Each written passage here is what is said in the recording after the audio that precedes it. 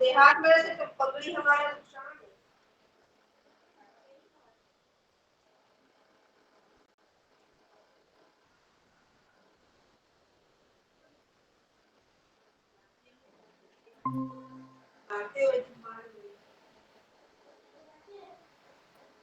हरे कृष्णा। सभी भक्तों को योग चरणों में दंडवत प्रणाम। दंड प्रणाम वैशाली माता जी।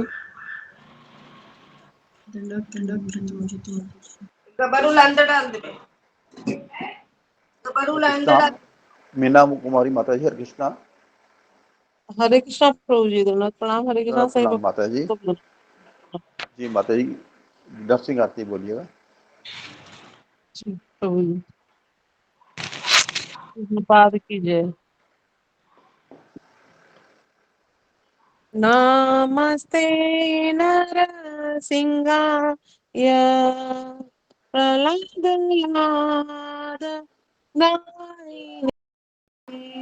हिरण्याकाशी पूर्वत्सः शिलटंकार नखलाए इतो नरसिंहा परतो नरसिंहा यतो यतो यामि ततो नरसिंहा बहिर्नरसिंहा हृदये नरसिंहा बहिर्नरसिंहा हृदये नरसिंहा यतो यतो यामि ततो नरसिंहा यतो यतो यामि ततो नरसिंहा तव कर कमल रे नखा अद्भुत सिंगा दलिता हिरण्यकशिपु तनु भृंगा केशवधीशा नरहरि रूपा जय जगदीश हरे जय जगदीश हरे जय जगदीश हरे जय नरसिंह देव जय नरसिंह देव नरसिंह देव जय नरसिंह देव जय भक्त प्रहलाद जय भक्त प्रहलाद भक्त प्रहलाद जय भक्त प्रहलाद जय जय प्रभुपाद प्रभुपाद प्रभुपाद जय श्रील प्रभुपाद जय जय गुरुदेव गुरुदेव गुरुदेव जय जय गुरुदेव। नरसिंह भगवान की जय। भक्त स्मरण कराएंगे। बहुत सुंदर माता जी, जय धन्यवाद। हरि बोल माता जी। जी माता जी, 10 नाम अपराध भी बोल दीजिएगा। हरि बोल माता जी। जी प्रभु जी बोल सर। 10 नाम होगा आपका।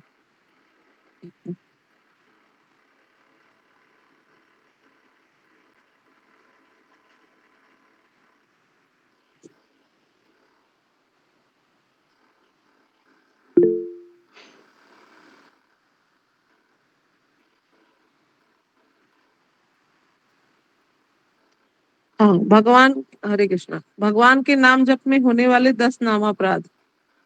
नंबर 1, भगवान नाम के प्रचार में संपूर्ण जीवन समर्पित करने वाले महाभागवतों की निंदा करना। नंबर 2, शिव ब्रह्मा आदि देवों के नाम को भगवान नाम के समान अथवा उससे स्वतंत्र समझना। नंबर 3, गुरु की अवज्ञा करना अथवा उन्हें साधारण मनुष्य समझना। नंबर 4, वैदिक शास्त्रों अथवा प्रमाणों का खंडन करना। नंबर 5, हरे कृष्ण महामंत्र के जप की महिमा को काल्पनिक समझना। नंबर 6, पवित्र भगवान नाम में अर्थवाद का आरोप करना। नंबर 7, नाम के बल पर पाप करना। नंबर 8, हरे कृष्ण महामंत्र के जप को वेदों में वर्णित एक शुभ सकाम कर्मकांड के समान समझना। नंबर 9, अश्रद्धालु व्यक्ति को हरि नाम की महिमा का उपदेश करना। नंबर 10, भगवान नाम के जप में पूर्ण विश्वास न होना और इसकी इतनी अगाध महिमा श्रवण करने पर भी भौतिक आसक्ति बनाए रखना। भगवान नाम का जप करते समय पूर्ण रूप से सावधान न रहना भी अपराध है। प्रत्येक वैष्णव भक्त को चाहिए कि वह इन नाम अपराधों से सदा बच कर रहे, ताकि उसे शीघ्रातिशीघ्र श्री कृष्ण भगवान के चरण कमलों में प्रेम प्राप्त हो सके, जो मनुष्य जीवन का परम लक्ष्य है। हरे कृष्णा सेवक गुरुदेव के चरणों में। धन्यवाद माता जी। और सब लास्ट कल के बारे में बता दिएगा, कल गुरु जी ने क्या बताया था। जी प्रभु जी, कल के सत्र की जानकारी बताओ प्रभु जी। जी हरे जी कृष्णा, माता जी। प्राण सही प्रभुपाद श्री प्रभुपाद की जय, श्रीमद् भगवत गीता की जय, गुरुदेव की जय।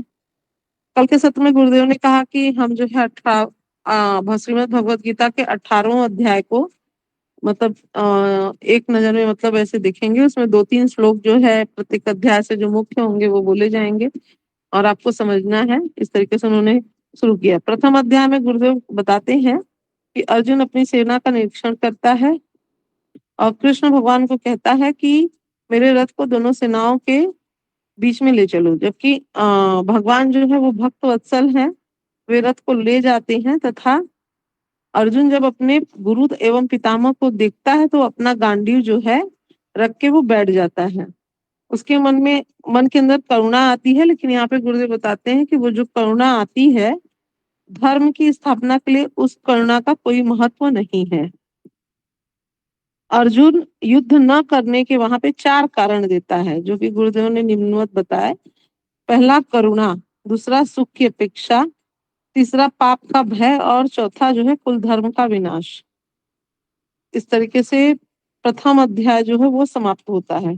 करुणा में गुरुदेव बताते हैं कि उसे मतलब ये लगता है कि मैं कैसे जो है इनका वध करूं, और सुख की अपेक्षा, अगर इनका वध करके मुझे ये राज्य मिल भी गया तो मैं जो है मैं उसे किसके साथ मतलब शेयरिंग करके भोगूंगा, मतलब मुझे सुख कैसे प्राप्त होगा। और पाप का भय, मतलब कि ये युद्ध करना एक प्रकार का पाप होगा कि मैं इतनी हत्याएं करूंगा। और कुल धर्म का विनाश, इतने सारे लोग मरेंगे, स्त्रियां विधवा होंगी और इस तरह से जो है कुल धर्म का विनाश हो जाएगा, वर्ण संकरता फैलेगी। उसके बाद बहुत सुंदर रेखा पायल माता जी ने बताया था। और फिर द्वितीय अध्याय में हम लोग आते हैं तो उसमें गुरुदेव बताते हैं, लिंक बताते हैं कि धृतराष्ट्र अर्जुन के डिप्रेशन एवं गांडीव उनके रखने से वो प्रसन्न होता है, लेकिन फिर वहीं पे संजय धृतराष्ट्र की प्रसन्नता को अप्रसन्नता में बदल देता है और ये बताता है कि श्री कृष्ण भगवान जो है मोटिवेशनल उनको बोलने वाले हैं, अभी अर्जुन को कुछ बताने वाले हैं।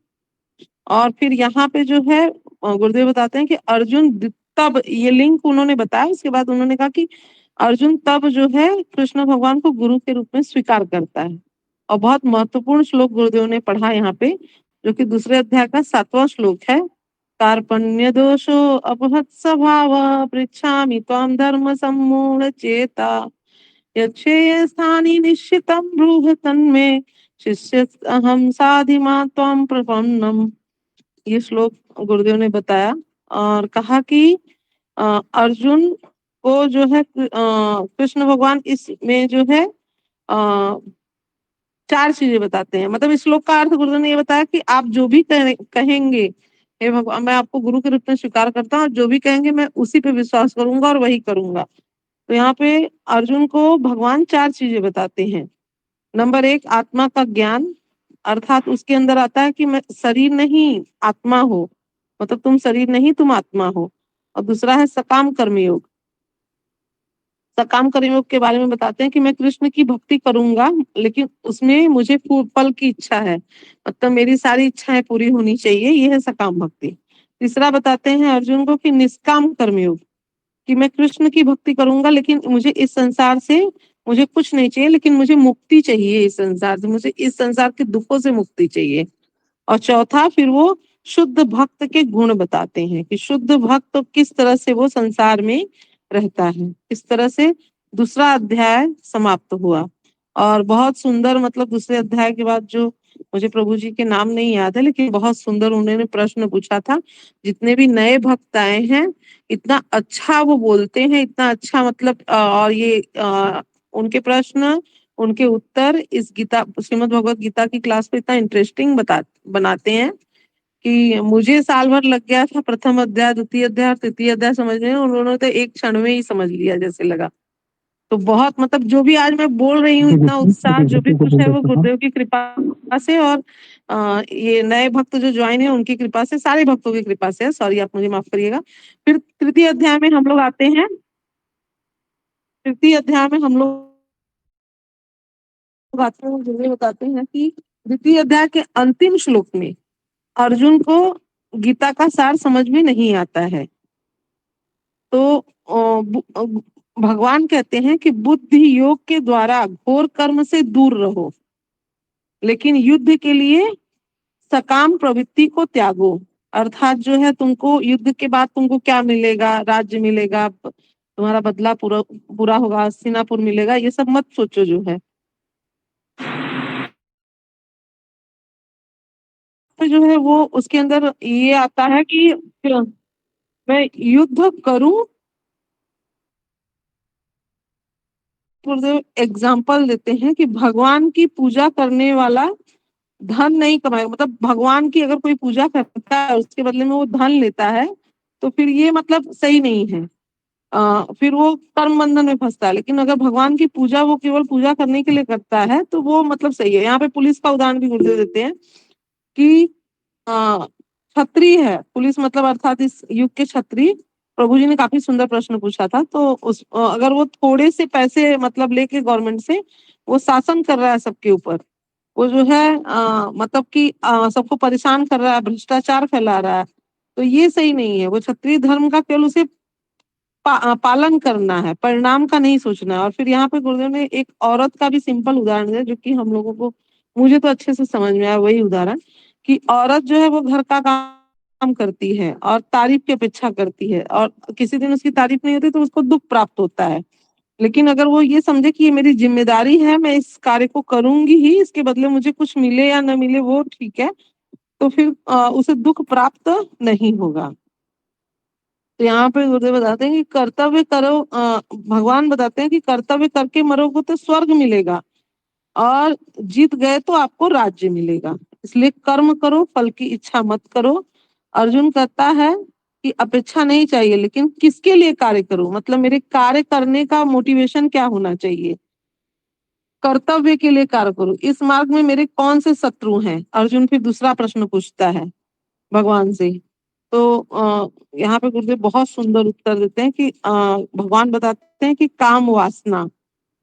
तो यहाँ पे वो रावण का उदाहरण गुरुदेव देते हैं कि उसका जैसे रावण का सिर काटा गया, तो उस फिर से भगवान रामचंद्र ने रावण का सिर काटा तो दूसरा सिर आ गया। ऐसे ही इच्छा जो है वो बार बार आ जाती है। और काम की परिभाषा वो इस प्रकार देते हैं कि वह कार्य जो भक्ति मार्ग से दूर ले जाए वह काम है। इसमें तुम बुद्धि के द्वारा इस काम पर विजय प्राप्त कर सकते हो। मतलब अर्जुन ने जब पूछा कि कैसे इस पर विजय प्राप्त हो, तब जो बताया। और यहीं पे फिर काफी सुंदर प्रश्न भक्तों द्वारा पूछे गए। मैं गलती के लिए क्षमा चाहती हूँ। तीसरा अध्याय यहीं पे समाप्त हो गया। हरे कृष्णा। धन्यवाद से भक्तों को कोई गलती से क्षमा कर। हरि बोल माता जी, हरि बोल। अति सुंदर। हरि बोल हरि बोल हरि बोल हरि बोल माता जी, बहुत सुंदर माता जी। हरे कृष्ण। दंडवत प्रणाम। धन्यवाद माता जी, धन्यवाद। सभी भक्तों के चरणों में दंडवत प्रणाम। विश्वासी भक्तों को दंडवत प्रणाम। हरे कृष्ण हरे कृष्ण। प्रणाम गुरु जी, हरे कृष्ण।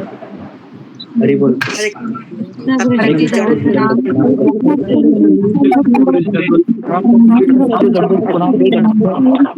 दंडवत प्रणाम।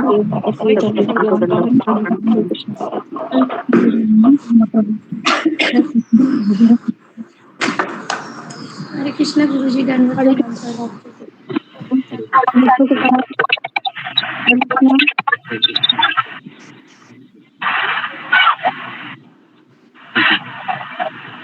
तो हम मैं प्रार्थना बोलता हूँ, फिर हम शुरू करते हैं। ओम अज्ञानतिमिरन्धस्य ज्ञानाञ्जनशलाकया तस्मै श्रीगुरवे नमः। नमः ॐ विष्णुपादाय कृष्णप्रेष्ठाय भूतले श्रीमते भक्तिवेदान्त स्वामिनिति नामिने नमस्ते सरस्वती देवे गौरवाणी प्रचारिणे निर्विशेष पाश्चात्य देशकारिणे हे कृष्ण करुणा सिंधु दीनबंधु जगतपते गोपेश गोपिका कांत राधा कांत सप्त कांचन गौरांगी राधे वृंदावनेश्वरी वृषभानुसुते देवी प्रणमामि कृपा सिंधुभ्यैव च पतितानां पावनेभ्यो वैष्णवेभ्यो नमो नमः। जय श्री कृष्ण चैतन्य प्रभु नित्यानंद द्वैत विवासादि गौरभक्तवृंद। हरे कृष्ण कृष्ण कृष्ण हरे राम राम हरे हरे हरे कृष्ण कृष्ण कृष्ण हरे हरे हरे राम राम राम हरे हरे हरे कृष्ण कृष्ण कृष्ण हरे हरे हरे राम राम राम हरे हरे। हरे कृष्ण, सबका स्वागत है सत्र में। जी तो आगे बढ़ते हैं हम। कल हमने जहाँ पर छोड़ा था वहाँ से हम शुरू करते हैं। और जो भक्त नए आए हैं हम उनका स्वागत करते हैं। जैसे कि कुछ भक्त नए दिख रहे हैं मुझे, हमारे भक्त हैं वो कॉलिंग की सेवा कर रहे हैं। तो आप लोगों को फ़ोन आया होगा कि भगवद गीता का क्लास होता है, आप उस क्लास में आ जाइए और थोड़ा सा शिक्षाओं को लेने का प्रयास कीजिए, अपने जीवन को सफल बनाइए, है ना। तो आज आप पहली बार हमारे क्लास में आए होंगे तो हम उनका स्वागत करते हैं। तो हमारे कुछ जो सेशन होते हैं उसके बारे में आपको थोड़ा सा बताना चाहूँगा मैं कि हमारे 3 क्लास होते हैं दिन भर में।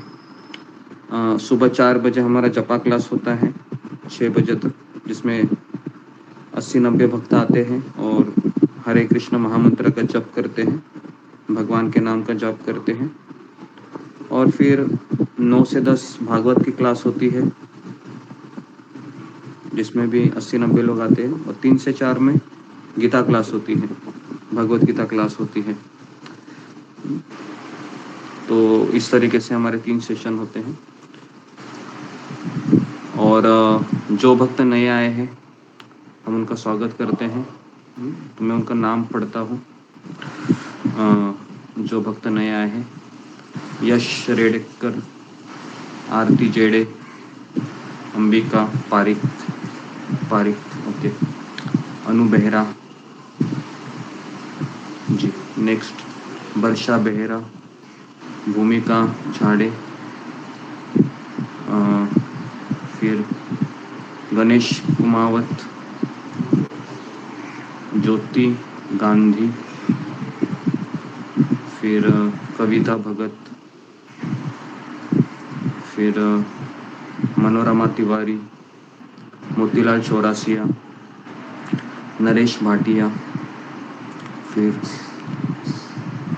प्रफुल्ला बेहरा, अच्छा, राधे कृष्णा, राज दुलारी, रीता त्रिपाठी, शीला बैरागी, शोभा ताशीदार, फिर हरे कृष्ण जी गुरु जी, हरे कृष्ण प्रणाम। जी, सुनीति डेरू, फिर स्वप्ना गुंडेती, रिकी पाटिल जी। तो ये सब लोग नए आए हैं तो हम उनका स्वागत करते हैं। और भी लोग ज्वाइन हरे होंगे। कृष्ण गुरु जी प्रणाम। हरे कृष्ण। जी हरे कृष्ण। तो हम आगे बढ़ते हैं। कल कितने लोग सत्र में उपस्थित थे? फिंगर को रेज कीजिए।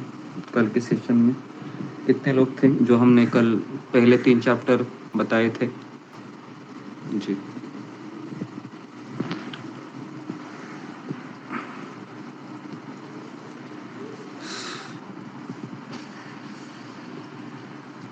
ओके। तो हमारे क्लास का एक नियम है कि आपको कैमरा ऑन करना पड़ेगा, कंपलसरी है ना?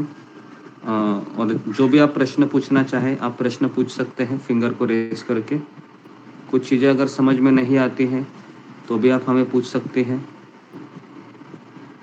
और मैं स्वयं यहाँ पर आपके लिए मैं समय रखता हूँ कि आप मुझे कुछ पूछें, कुछ नहीं समझ में आए तो बताएं। तो यहाँ पर कोई प्रवचन नहीं होता है, मैं प्रवचन नहीं देता हूँ और प्रवचन देने में मैं बिलीव भी नहीं करता हूँ।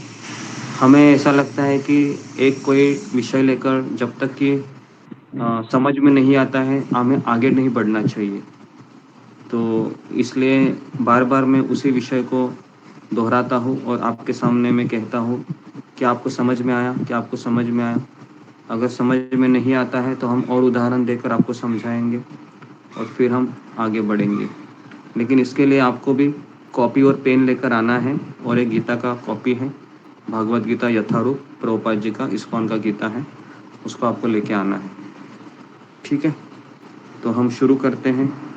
तो कल 90+ भक्त थे जिन्होंने सेशन कल अटेंड किया था और 3:30 बजे तक और भी भक्त जुड़ेंगे। तो हम शुरू करते हैं।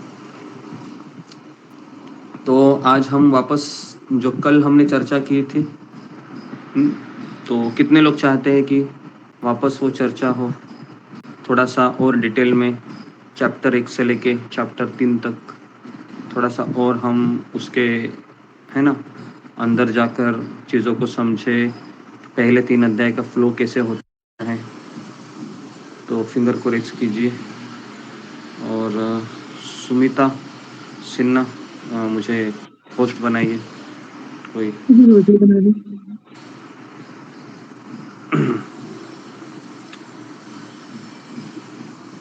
ओके जी, ओके। तो मैं अभी पहला अध्याय से मैं शुरू करता हूँ, ठीक है जी। तो कल हमने पहला अध्याय से चर्चा की थी, दूसरा अध्याय, तीसरा अध्याय, 3 अध्याय हमने पूरे किए थे। लेकिन मैं वापस धीरे धीरे जाता हूँ। हो सके तो अगर आपको 3 अध्याय नहीं समझ में आया, कल मैं वापस लूँगा, इसकी चिंता मत करो। लेकिन आपको भी अपना रोल निभाना है, आपको भी इसमें आपका ध्यान लगाना है, जो मैं कह रहा हूँ उसको सुनना है, समझना है, तब जाके गीता आपको समझ में आएगी, है ना? ठीक है, तो शुरू करते हैं। तो अध्याय 1 में हमने कल क्या देखा था, कौन बताएगा मुझे? फिंगर। हाँ, अध्याय 1 में हमने क्या देखा था कल? जी बताइए। राधे कृष्ण जी। कल हमने क्या चर्चा की थी अध्याय 1 के लिए? जी, फिंगर को रेज करके बताइए जल्दी जल्दी जल्दी। हाँ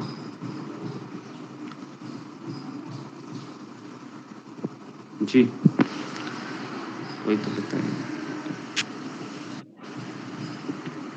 ओके, मनोरमा गुरु जी तिवारी। मैं बोलूं? जी। जी, मैं नाम हरे लूंगा, कृष्ण। आप फिंगर को रेज कीजिए।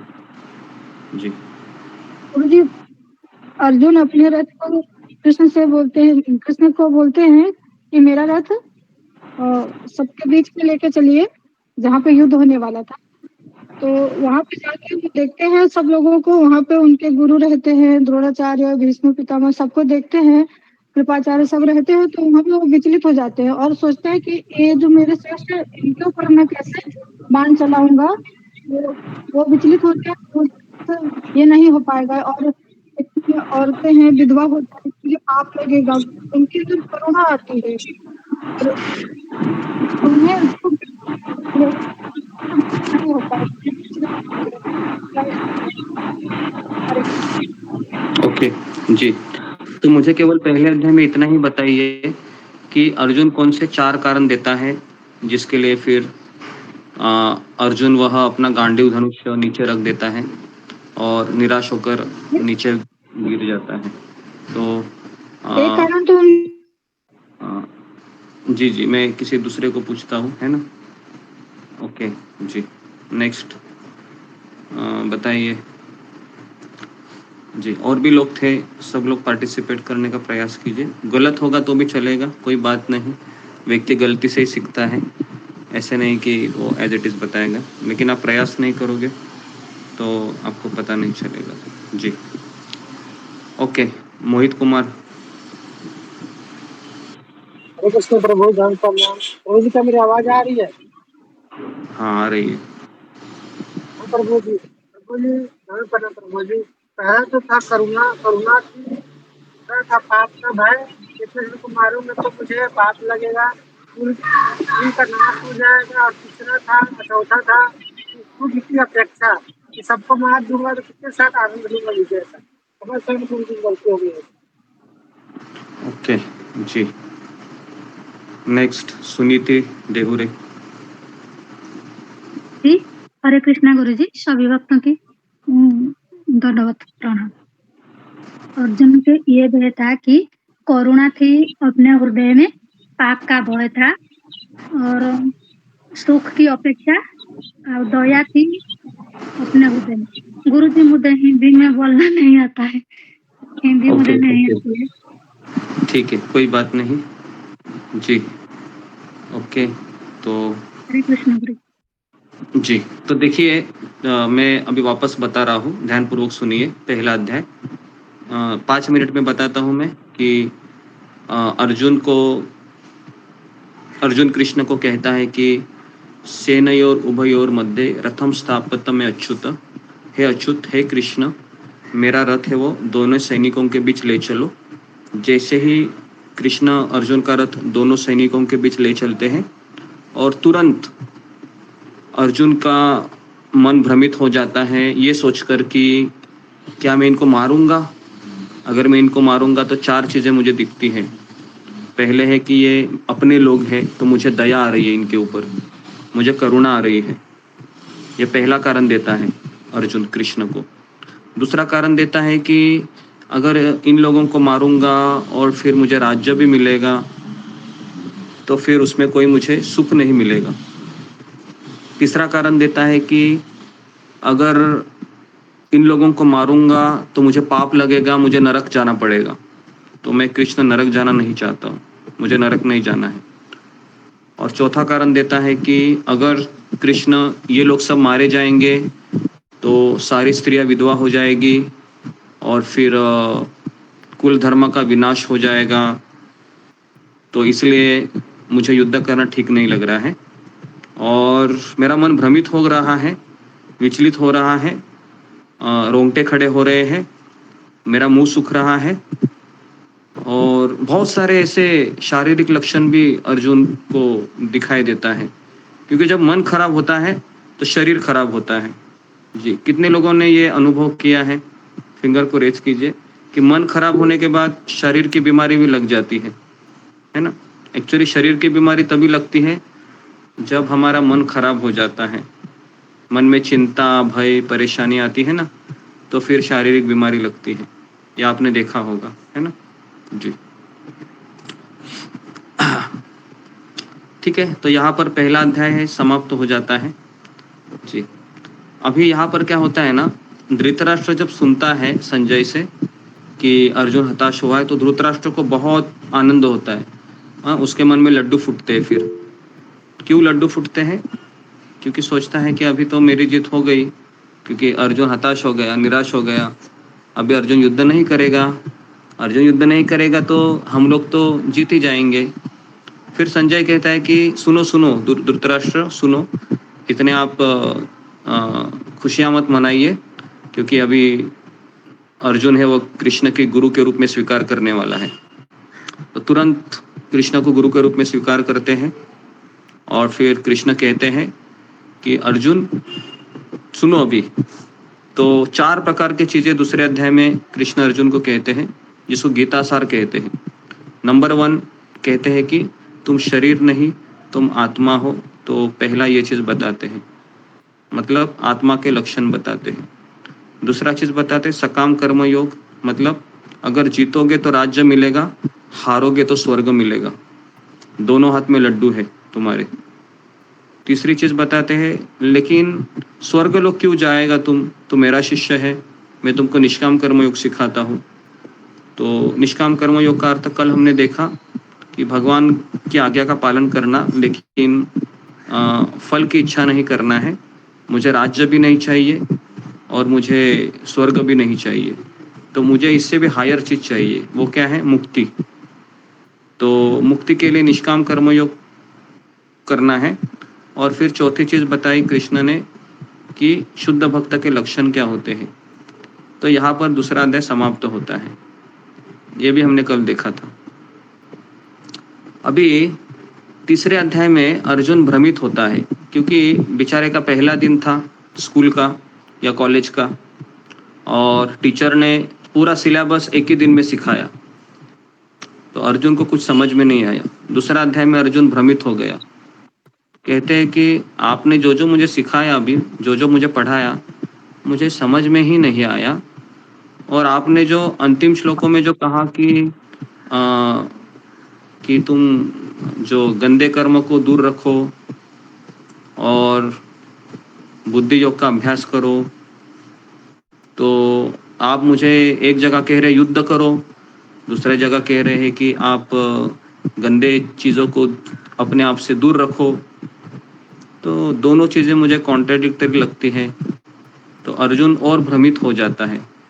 लेकिन जो पहले अध्याय में जो भ्रमित होना था अर्जुन का, वो अलग है, और तीसरे अध्याय में अर्जुन का भ्रमित होना अलग है। कौन मुझे बताएगा इन दोनों भ्रमित अवस्था में क्या कारण था दोनों के?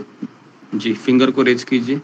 पहले अध्याय में भ्रमित होने का कारण क्या था और तीसरे अध्याय में भ्रमित होने का कारण क्या था? जी बताइए। ओके, फिंगर को रेज कीजिए।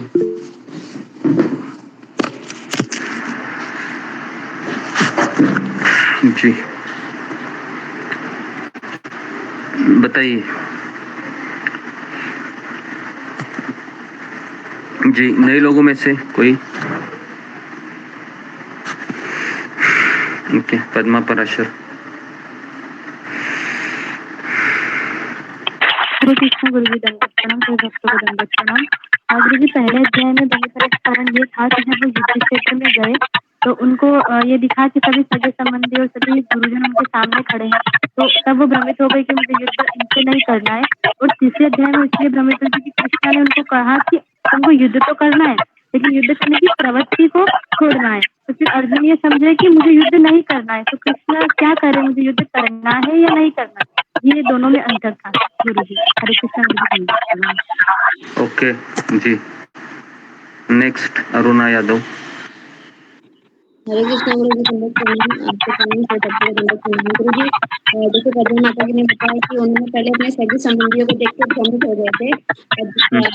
कई बार वो समझ नहीं पाए कि कर्म को करना है कि नहीं करना है, तो भगवान बताना चाहते थे कि कर्म को छोड़ के नहीं करना है, मतलब कर्म करना है लेकिन वो भगवान को समर्पित करके करना है, तो वो चीज नहीं समझ पाए थे, इसके लिए भ्रमित हो गए थे।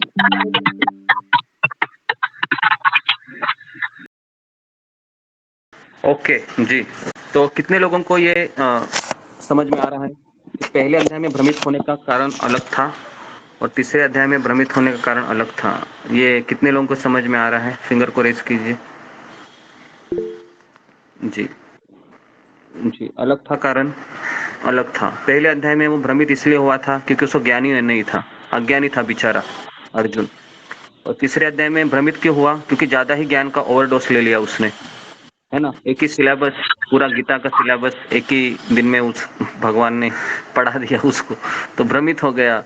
बोल रहे थे कि ये क्या बोल रहे कृष्ण, समझ में ही नहीं आ रहा है मुझे। एक जगह कह रहे हैं कि दूर रहो घृणित कर्मों से, और दूसरी जगह कह रहे हैं कि कर्म भी करो, तो ये क्या, ये समझ में नहीं आ रहा है। तो इसलिए तीसरे अध्याय में हम देखना कि अर्जुन भ्रमित हो जाता है। ठीक है, तो पहले अध्याय, दूसरा अध्याय और तीसरा अध्याय। अभी तीसरे अध्याय की थीम यही है अर्जुन का भ्रमित होना, तो भ्रमित होने का कारण ये था कि कृष्ण अर्जुन को ये कहना चाह रहे हैं कि तुम युद्ध करना तुम्हारा कर्तव्य है, लेकिन युद्ध किस भाव से करना है ये मैं तुमको समझा रहा हूँ। तो यहाँ पर अर्जुन को कृष्ण ये समझाना चाह रहे हैं कि देखो अर्जुन, तुम है वह, युद्ध करो, युद्ध करना तुमको करना ही पड़ेगा, क्योंकि युद्ध करना तुम्हारा कर्तव्य है, तुम क्षत्रिय है। लेकिन तुम युद्ध के परिणाम की चिंता मत करो, युद्ध के परिणाम की चिंता मत करो कि तुम हार जाओगे, जीत जाओगे। तुम इसलिए युद्ध करो क्योंकि ये तुम्हारा कर्तव्य है। इसलिए जो घृणित कर्म में तुमको कह रहा हूं ना, वो ये कह रहा हूं कि युद्ध करना, ये जो घृणित कार्य है, युद्ध में इसलिए कर रहा हूं कि मुझे राज्य चाहिए, ये सकाम कर्म में आएगा। और फिर इससे काफी लोग मर जाएंगे तुम्हारे हाथ के द्वारा, तो तुम्हें इसका पाप भी लग सकता है, क्योंकि तुम सकाम कर्म में सकाम कर्म की इच्छा में युद्ध कर रहे हो। तो भगवान अर्जुन को बार बार कह रहे हैं कि अर्जुन, मैं तुमको ये बताना चाह रहा हूँ कि ऐसी इच्छा को छोड़ दो कि जिस इच्छा से तुम्हें कर्म बंधन लगेगा। मैं तुमको ये कहना चाह रहा हूँ कि परिणाम की चिंता मत करो और केवल युद्ध के लिए युद्ध करो। तो भगवान अर्जुन को ये समझाते हैं तीसरे अध्याय में। जी, ये कितने लोगों को समझ में आया है? फिंगर को रेज कीजिए अभी, जो मैंने कहा तीसरे अध्याय का अर्जुन का भ्रमित होने का कारण क्या था और भगवान उसको क्या बताना चाह रहे थे। जी, ओके।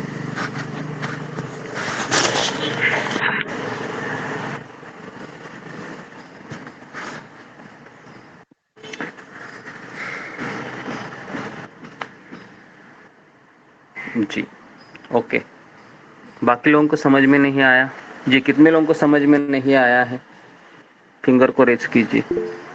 समझ में नहीं आया तो मैं उनको पूछूंगा आपको क्या समझ में नहीं आया, तो वो भी आपको बताना है। जी हाँ, फिंगर को रेज कीजिए, शर्माइए मत, है ना। अगर आपको गीता सीखने आप आए हो तो जब तक आप मुंह से आवाज नहीं निकालोगे आपको गीता नहीं समझेगी। तो जब तक आप पूछोगे नहीं, मुझे भी पता नहीं चलेगा कि आपको क्या समझ में नहीं आया। जी, तो इसके लिए जो नए भक्त है खास करके, क्योंकि आप लोग यहाँ पर पहली बार आए होंगे ये सोचकर कि चलो भाई कौन बोल रहा है देखते हैं, क्या बोल रहा है वो भी सुनते हैं, फिर डिसाइड करेंगे। तो आप यहाँ पर ये सोचकर आए होंगे। जी, तो बताइए आपको क्या इसमें समझ में नहीं आया? जी, कविता भगत। हरे कृष्णा प्रभु जी। हाँ, हरे कृष्ण। हाँ, ये तीसरा अध्याय में बताया है अर्जुन को श्री कृष्ण जी ने कि तुम युद्ध करो, जी जी, परिणाम क्या होगा उसकी चिंता मत करो, जो भी होगा मतलब अच्छा होगा बुरा होगा ये तुम्हें सोचना नहीं, बस तुम्हें युद्ध ही करना है। ये बताया है कृष्ण जी ने अर्जुन को। जी, तो आपको कुछ समझ मतलब में आया? हाँ, उनका कहने का मतलब है कि कर्म करो, इच्छा की तुम पूर्ति मत करो कि अपने को मतलब क्या होगा क्या नहीं, मतलब जो भी होगा अच्छा ही होगा, युद्ध तो करना ही है। ये और अर्जुन तो डर रहे थे ना कि मैं युद्ध करूंगा तो मेरा जो आगे वाला जो है वो तो मेरा ही परिवार है ना, मेरे सगे संबंधी कोई दूसरे तो लोग नहीं है, और मैं उससे युद्ध कैसे करूंगा, इसलिए वो डर रहे थे अर्जुन जी। इसलिए अर्जुन डर रहे थे। हाँ, ओके, ठीक है। अच्छा बताया आपने। एक्चुअली ये इस सोच को स्वीकार करना, अर्जुन क्या सोच रहा था और कृष्ण क्या सोच रहे थे उस समय, ये भी जानना बहुत जरूरी है। कृष्ण ये सोच रहे थे कि मेरा शिष्य है अर्जुन, उसे मैं ज्ञान दे रहा हूँ, लेकिन इसको कुछ समझ में नहीं आ रहा है, क्योंकि ये मुझे सवाल कह रहा है कि मैं कर्म करूँ या फिर त्याग करूँ, क्योंकि आप त्याग करने की भाषा भी बोल रही है और कर्म करने के लिए भी बोल रहा है।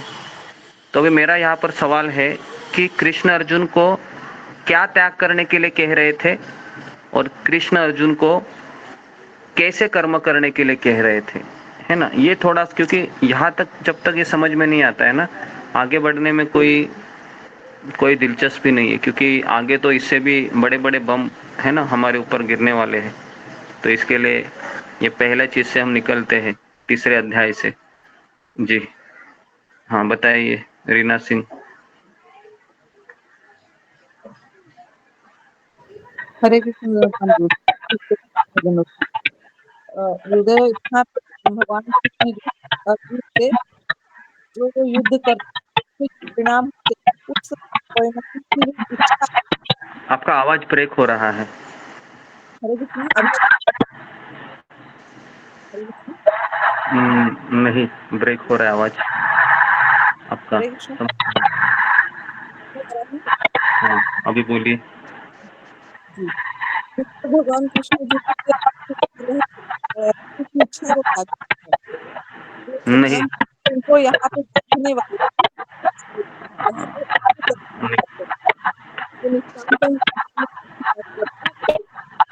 थोड़ा नेट का इशू लग रहा है आपका, तो मैं किसी दूसरे को पूछता हूँ। जी, मुझे केवल इतना ही बताना है आपको कि कृष्ण अर्जुन को क्या छोड़ने के लिए कह रहे हैं और क्या पकड़ने के लिए कह रहे हैं, क्योंकि यहाँ पर छोड़ने के बाद कृष्ण कह रहे हैं। ये अगर हमको समझ में आ गया तो तीसरा अध्याय फिर कुछ नहीं है, तीसरा अध्याय यही है फिर, और फिर तीसरा अध्याय समझ में आ जाएगा, क्योंकि ये एक चीज है। तीसरे अध्याय का मेन थीम है कर्मयोग। कर्मयोग ये तीसरा अध्याय का नाम है। लेकिन तीसरे अध्याय में कृष्ण अर्जुन को क्या छोड़ने के लिए कह रहे हैं, क्या पकड़ने के लिए कह रहे हैं। जी गुरुजी मोह छोड़ने के लिए कह रहे हैं हाँ, अर्जुन को कृष्ण। मैं आता हूँ, है ना। आपका नाम है, आप फिंगर कीजिए, मैं आपका नाम लूंगा मैं। जी ओके, क्या छोड़ने के लिए कह रहे हैं, क्या पकड़ने के लिए। जी अखिलेश त्रिवेदी। हरे कृष्ण प्रभु जी। प्रभु जी, कृष्ण जी अर्जुन को बोल रहे हैं अपना मोह, दया, जो भी मन में संशय है दुनिया के, ये सब छोड़ने को बोल रहे हैं। तो अपने लक्ष्य पर केंद्रित करने को बोल रहे हैं कि तुम्हारा लक्ष्य केवल एक ही है, युद्ध करना, तो वही करो। ओके जी। नेक्स्ट आयुष सतपथी। हरे कृष्ण गुरु जी। मतलब मेरा नाम है गुरु जी। हरे अच्छा, कृष्ण गुरु जी से धन्यवाद प्रणाम गुरु जी। कृष्ण भगवान अर्जुन को बोलना चाहते हैं कर्म को नहीं छोड़ना है, कर्म की इंटेंशन को छोड़ना है बस। ओके जी, कर्म के इंटेंशन को, इसका मतलब ही क्या है जी, कैसे हम इसको समझेंगे जी, बताइए। अशोक चावला प्रभु। प्रणाम गुरु जी। जी हरे कृष्ण। क्योंकि युद्ध तो करना स्वभाव है क्षत्रिय का, और युद्ध उसके ऊपर थोपा गया था, तो युद्ध तो करना है उसने, क्योंकि क्षत्रिय का स्वभाव है, तो युद्ध थोपा गया था। दूसरा कृष्ण कह रहे हैं कि युद्ध के परिणाम की चिंता मत करो। कर्म का फल है तुम्हारे अधिकार में नहीं है, कर्म करना तुम्हारे अधिकार में है, कर्म फल तुम्हारे अधिकार में नहीं है। तुम उसकी चिंता मत करो कि तुम जीतोगे या हारोगे, केवल तुमने कर्म करना है, परिणाम छोड़ना है, परिणाम की इच्छा नहीं करनी। जी ओके, तो सब लोग जरा इसको लिखिए कि कृष्ण अर्जुन को ये छोड़ना चाह रहे, फल की इच्छा या फल की आसक्ति। तुम परिणाम की चिंता मत करो, या फिर फल की आसक्ति को छोड़ दो, या फिर क्या होने वाला है भविष्य में ये मत देखो।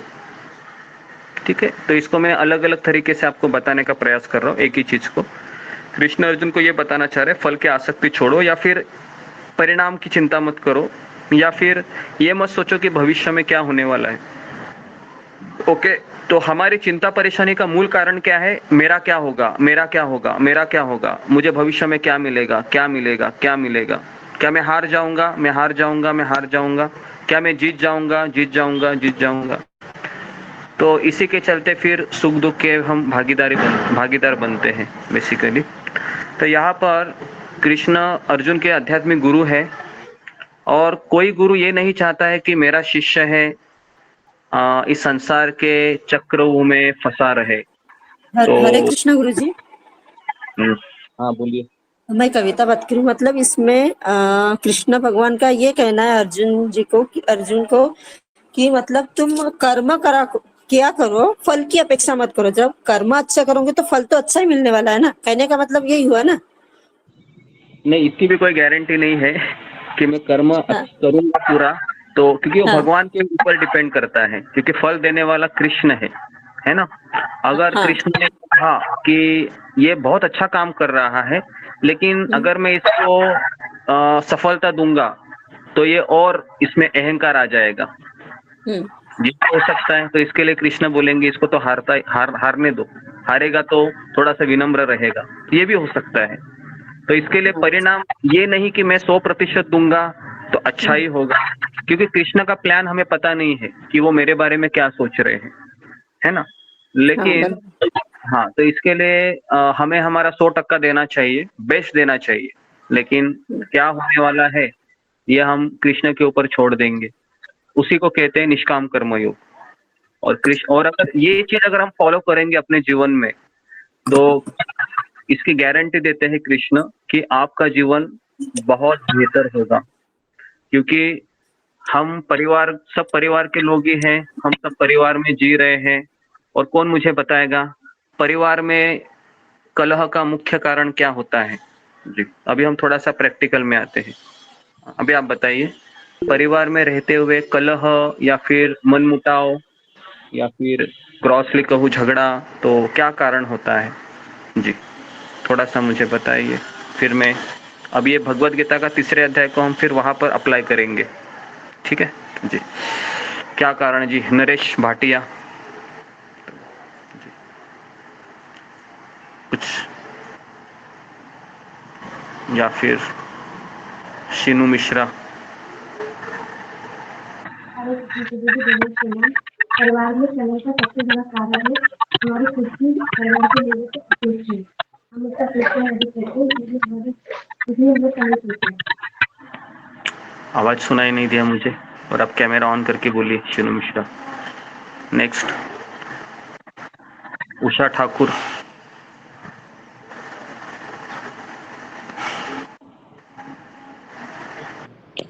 हरे कृष्ण गुरु जी, मैं के प्रति जब दूसरे के प्रति अपेक्षा रखते हैं और वो पूरा नहीं होता है तो कल्ला होता है। ओके जी, कितने लोग इसको अग्री करते हैं कि हम एक दूसरे से अपेक्षा बहुत ज्यादा ही रखते हैं, इसके लिए घर में कलह होता है। फिंगर को रेज कीजिए कि हम एक दूसरे के प्रति बहुत ज़्यादा ही अपेक्षाएं रखते हैं कि इसने मेरा काम करना ही चाहिए था, किया नहीं, तो इसकी ये हिम्मत, तो आप जाओ मैं इनसे बात ही नहीं करूँगा, जाओ मैं इनसे बात ही नहीं करूँगी। ये हमेशा ऐसे ही करता है, पता नहीं इससे क्यों मैंने शादी किया, या फिर मैंने केवी से शादी की। तो जी, तो इस तरीके से ये डायलॉग हमेशा घर में होता है जी, ठीक है। तो कितने लोग इसको अग्री करते हैं, कुछ ऐसे ही होता है, थोड़ा बहुत मैंने बताने का प्रयास किया, ठीक है। तो अपेक्षाओं वाली जिंदगी होती है खास करके। तो अभी यहाँ पर निष्काम कर्मयोग की शिक्षा दे रहे हैं। तो अभी यहाँ पर अगर मैं आपके बारे में कहूँ तो कृष्ण, अभी आप अपने आप को अर्जुन के रूप में देखिए, और आप अभी 3 अध्याय में आपने प्रवेश किया है। तो अभी कृष्ण आपको क्या बताना चाह रहे हैं, ये कौन मुझे बताएगा जी। फिंगर को रेज कीजिए। अभी आप स्वयं अर्जुन हो, अभी थोड़े समय के लिए आप अर्जुन बनिए, ठीक है। आप थोड़े समय के लिए अर्जुन बनिए, और अभी कृष्ण आपको कुछ कहना चाह रहे हैं, है ना। तो अभी मैं अगर आपको कहूँ कि 3 अध्याय में आप अभी एंट्री किए हैं, कृष्ण यहाँ पर आपको पूछ रहे हैं कि कुछ छोड़ दो और कुछ पकड़ के रखो। तो आप क्या पकड़ना चाहोगे और क्या छोड़ना चाहोगे जी, ये मेरा सवाल है यहाँ पर जी। ओके, रेखा काले। कोई बुरा कहे अच्छा कहे, अपना 100% देना चालू रखने का, अपने प्रयत्न। हाँ, ओके, अपना प्रयास करते रहने का, ये कृष्ण बता रहे हैं। हाँ, कर्म छोड़ने का नहीं, उसके परिणाम कोई अच्छा हो या बुरा हो, अपना 100% देते रहने का, ड्यूटी बजाते हुए। घर में जो ड्यूटी बजाते हैं उसमें पूरा 100% देने का और भगवान को समर्पित करने का परिणाम। परिणाम, ओके जी, धन्यवाद।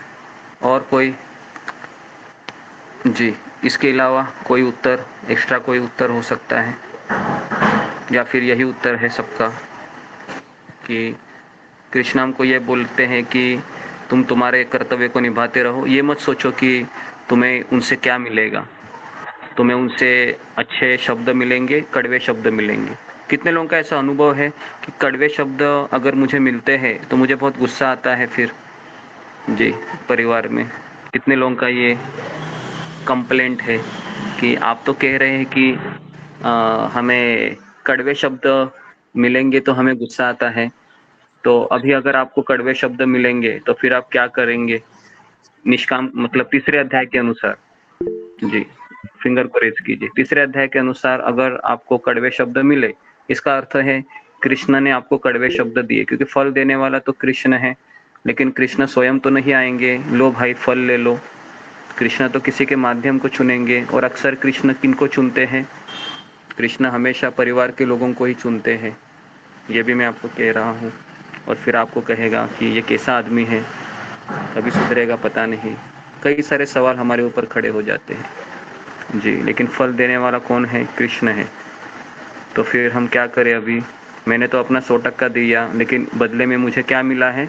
दुख, घृणा या फिर ऐसे शब्द। अब मैं क्या करूं? तो निष्काम कर्म योग के हिसाब से मुझे क्या करना चाहिए फिर?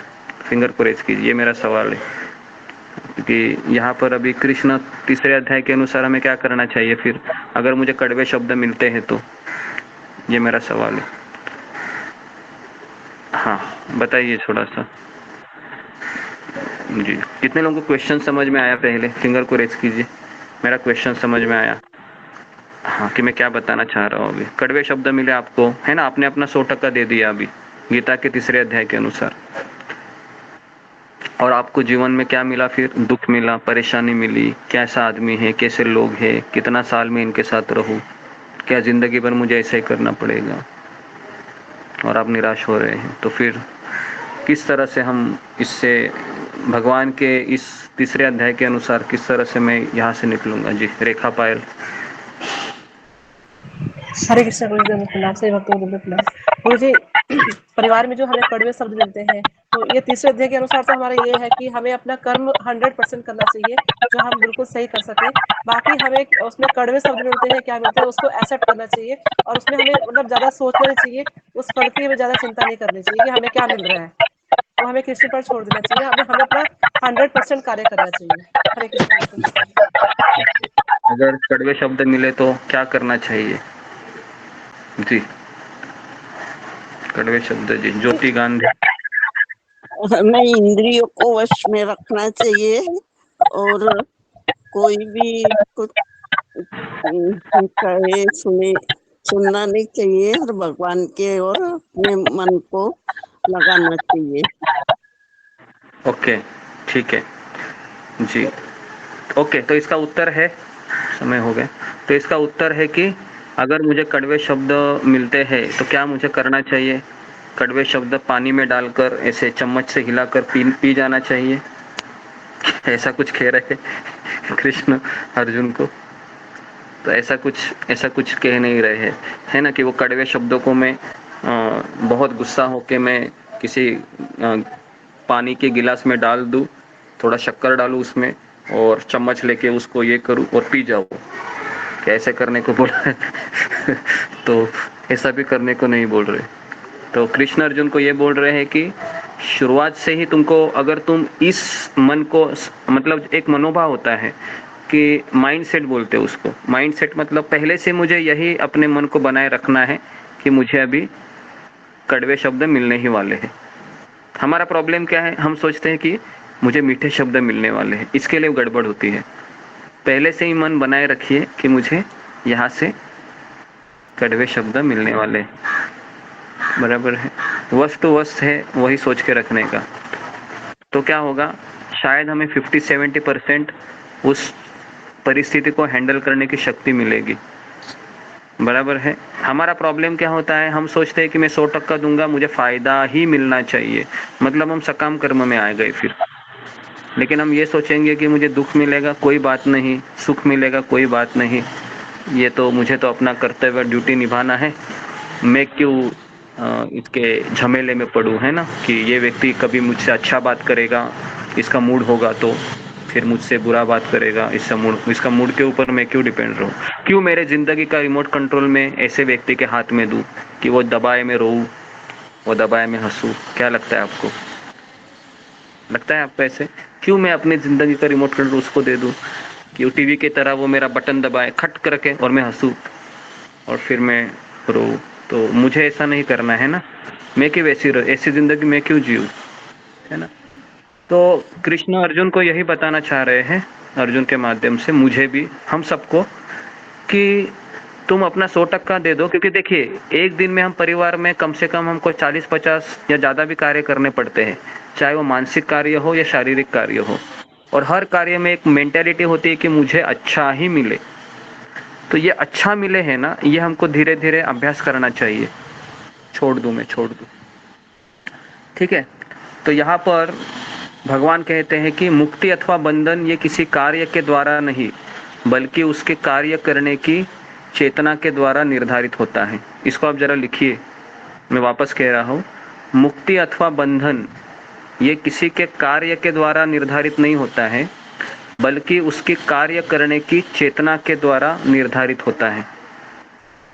मैं वापस कह रहा हूँ, मुक्ति अथवा बंधन ये किसी के कार्य के द्वारा निर्धारित नहीं होता है, बल्कि उसके कार्य करने की चेतना या इंटेंशन कहते हैं उसको इंग्लिश में, या मनोभाव हिंदी में कहते हैं, या चेतना, उसके द्वारा निर्धारित होता है। जी जी, कितने लोगों को ये समझ में आया? फिंगर को रेज कीजिए।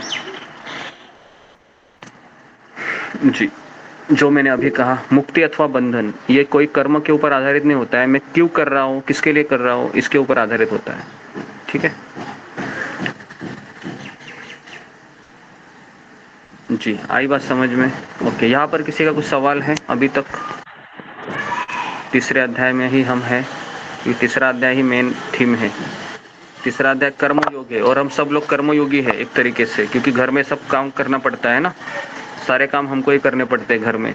तो कर्मयोग इतना हमारे लिए इम्पोर्टेंट चैप्टर है कि इसके ऊपर कम से कम 10 लेक्चर होने चाहिए पूरा अच्छे से समझने के लिए, है ना। जितना हम अच्छे से कर्मयोग चैप्टर समझेंगे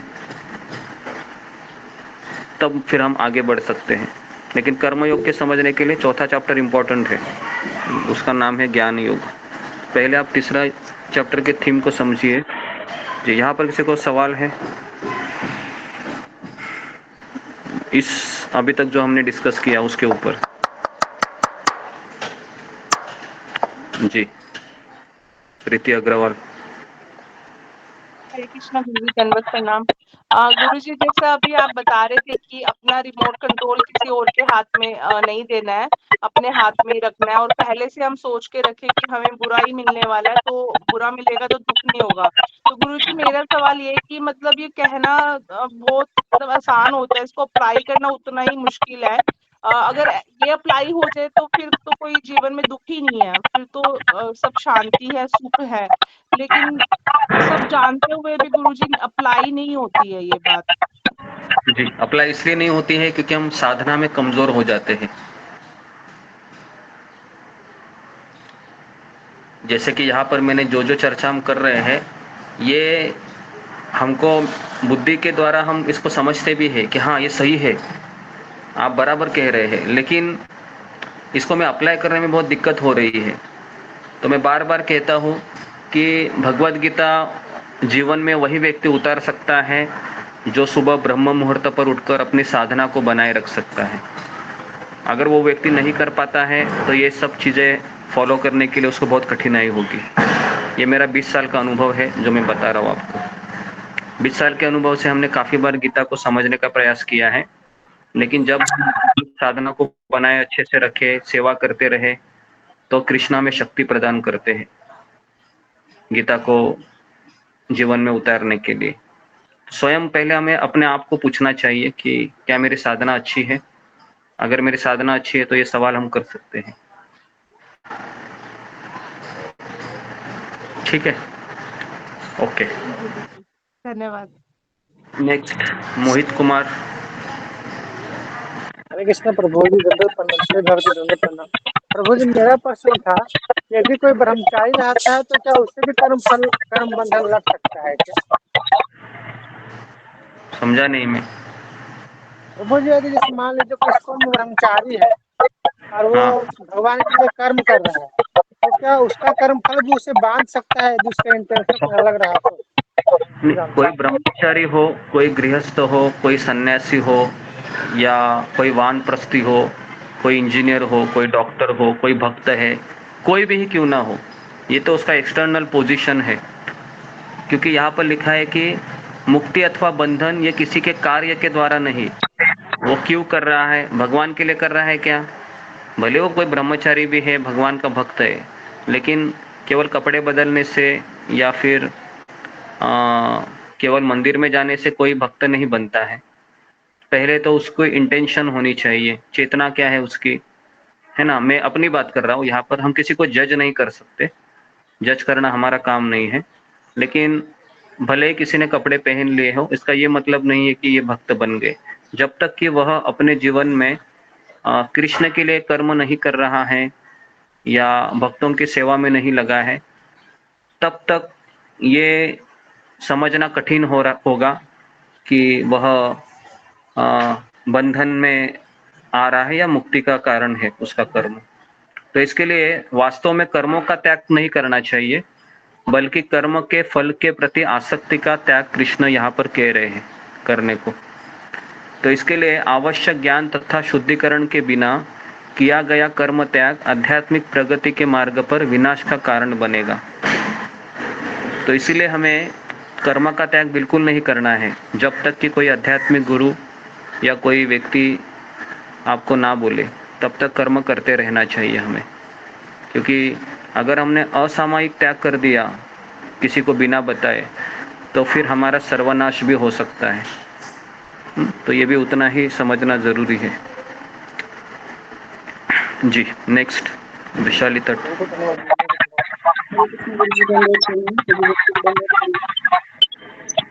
गुरु जी, मुझे यहाँ पूछना है कि अगर आपने यहाँ कहा कि हम जो कोई कार्य करते हैं उसके पीछे अगर हमारा मनोभाव क्या है, उसके ऊपर कर्म बंधन लगेगा या कर्म बंधन से हम छूट सकते हैं।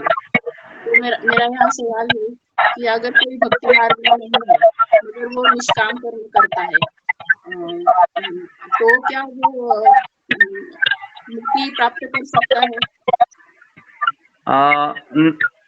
अगर वो जी माइक को बंद कीजिए। हाँ, अगर कोई व्यक्ति भक्त नहीं है तो निष्काम कर्मयोगी नहीं हो सकता, क्योंकि निष्काम कर्मयोगी का डेफिनेशन ही ऐसा है कि उसको कृष्ण कौन है ये पता है, लेकिन वह कृष्ण के साकार रूप को इतना महत्व नहीं देता है। वो निष्काम कर्म, उसका जीवन का ध्येय है मुक्ति है, उसको भगवत धाम नहीं जाना है, उसको इस दुखों से छुटकारा चाहिए। तो इसके लिए अगर कोई भक्त नहीं है तो निष्काम कर्म कर ही नहीं सकता, क्योंकि निष्काम कर्म वही व्यक्ति कर सकता है जिसको शास्त्र का ज्ञान है ना। बिना शास्त्र का ज्ञान का वो निष्काम कर्म योगी कैसे हो सकता है? तो इसलिए उसने शास्त्रों का या गुरु का आश्रय लेकर ही वो निष्काम कर्म योग फॉलो कर सकता है। या फिर अगर उसने ये किया कि बिना गुरु के आश्रय लेके, तो ज़्यादा समय नहीं कर पाएगा, क्योंकि हमारा मन इतना चंचल है कि अगर हम चाहेंगे भी ना कि ऐसे कर्मों को करूं कि जिसमें मैं अपेक्षा ही ना करूं, लेकिन बिना गाइडेंस के और बिना शास्त्र के अध्ययन से हम ज़्यादा समय तक वो नहीं कर सकते। वो ज्ञान योगी है, मतलब उसे मुक्ति चाहिए, मगर उसका भगवान के प्रति कोई प्रेम नहीं है, तो इसको भी ज्ञान योगी कहते हैं ना। थोड़े नहीं जी, ज्ञान योगी निष्काम कर्म योगी एक ही है। तो निष्काम कर्म योगी है, उसका भगवान के प्रति प्रेम नहीं है, उसको प्रेम अपने दुखों से छुटकारा लेने पर है ना। हम में से कितने लोग हैं कि चाहते हैं कि दुखों से छुटकारा मिले? फिंगर को रेज कीजिए कि मुझे दुख नहीं चाहिए ज़िंदगी में, बस मुझे केवल शांति चाहिए, उसके लिए मैं यहाँ पर आई हूँ, यहाँ पर आया। वैसे कितने लोग हैं? फिंगर को रेज कीजिए।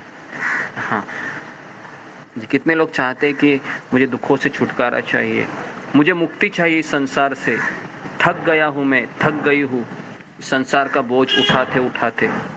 जी, ऐसे कितने लोग हैं? जी, प्रामाणिकता से कीजिए, शर्माइए मत, है ना।